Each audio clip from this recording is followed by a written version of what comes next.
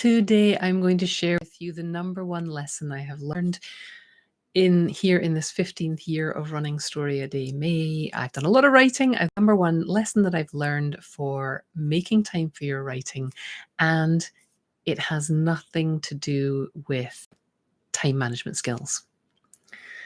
I know that sounds backwards. Everyone's always saying, oh, just put appointments on your calendar and, figure out where you've got gaps in your day to write. And I will talk about some of those things later in this series of videos. But today I want to talk about probably the most difficult part of the process, but also the most powerful part of the process. And that is giving yourself permission to make time to write. It can be really hard when you've got a busy life and people who rely on you to say, I'm going to go away and play with my imaginary friends now. It can be hard because we're raised to be responsible.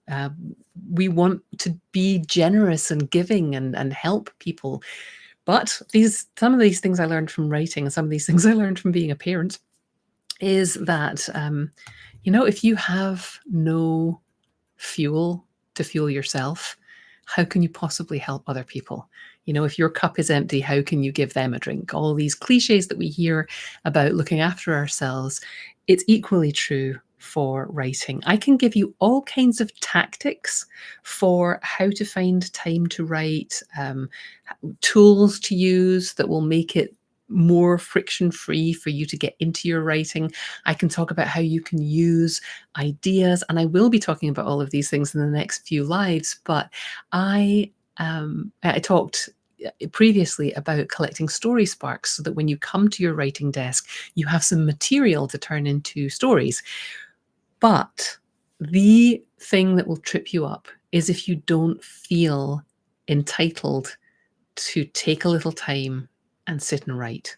Now, there are always going to be challenges with that. And sometimes, I always give a caveat for this, there are times in your life when even feeling like you are the most confident in your ability, in your self-confidence, in your ability to deserve the time to write, there are going to be times in your life where you are just slammed. You have a new baby, you have a parent who needs you, you have a brand new job. There are times when you have to cut yourself some slack and say, yeah, I have a right to write, but really there's no time and there's no energy for it. And that's fine. But a lot of the time we've got so into the habit of putting everything else first that it's really hard to give yourself permission to prioritize your writing. There are things that you can control in your life, things that you can outsource. I'm going to talk about some of that in an upcoming video. But the main thing is for you to actually work on your own inner story around that. You need to really be convinced that it's okay for you to take time away from all the busyness in life. Being busy doesn't actually mean that you are achieving anything, producing anything, living the life you want to be living. And stepping away and making time for space for your writing, even if you don't get any words written, is completely legitimate. It's part of the process. It's really important. And the number one trick that I have learned for this is really actually the number one trick is to internalize that story. And you can do that by writing phrases in your notebook. I have a right to write. You, in fact, do it in the voice of somebody who loves you. Even if that's you, the only person you can think of is you. You have a right to write. You're a great writer. You are going to do wonderful things with your words. People appreciate your words. You are contributing to the world with your words. Whatever you need to do, just sit down and write those things out to convince yourself in your head that you have a right to write. In fact, you really must honor this gift and skill and talent and inclination that you have. And the other part of that is to not ask permission from the people around you for time to write. Is it okay if I go and write? Or I'd really like to find some time to write, and expect them to solve that problem for you, because it's not their problem. They love you as they do, want to be with you. And if you are sort of asking for permission to write in that way that says, you tell me when it's okay for me to go and write, that's not fair to put that on them. It is much more loving of you to say, I'm going to go upstairs at 7 for an hour and I'm just going to do my writing thing and then I'll come back down. Everybody okay? Everybody have what they need? All right, cool. And then, so you're not asking for permission, you are informing and you are making sure everyone's okay, if that's your thing. Otherwise, I mean, you can storm off and do it without doing that. Fine, that's fine, no judgment. But if you are the kind of person who struggles with this, informing people of what you're going to do and inviting them to support you is so much more effective than asking someone to help give you permission to write.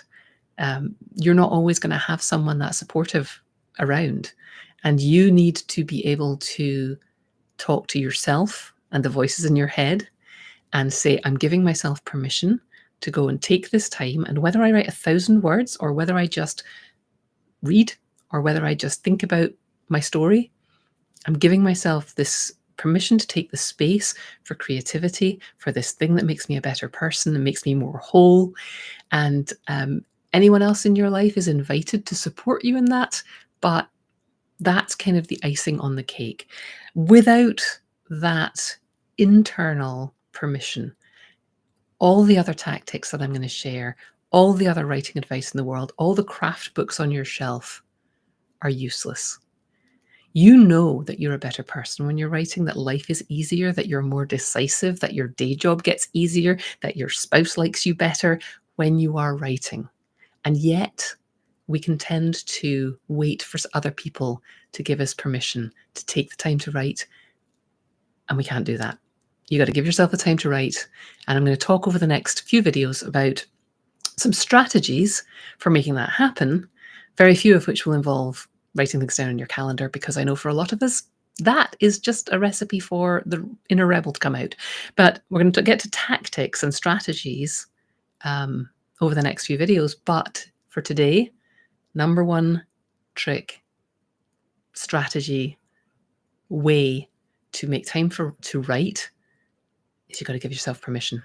And you've got to prioritize it. You've got to understand what it gives you, what it brings to your life. And you have to commit to doing this for yourself. You're worth it. And it makes you able to give more to other people if you so choose.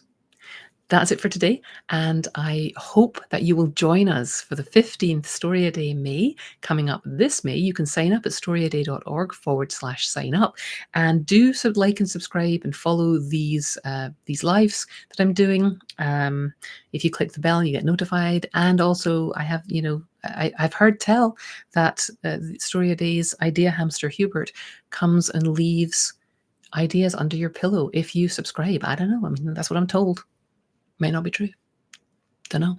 Anyway, I hope that you have a great writing day. Come back and watch more of these, and don't forget to sign up for Story a Day May.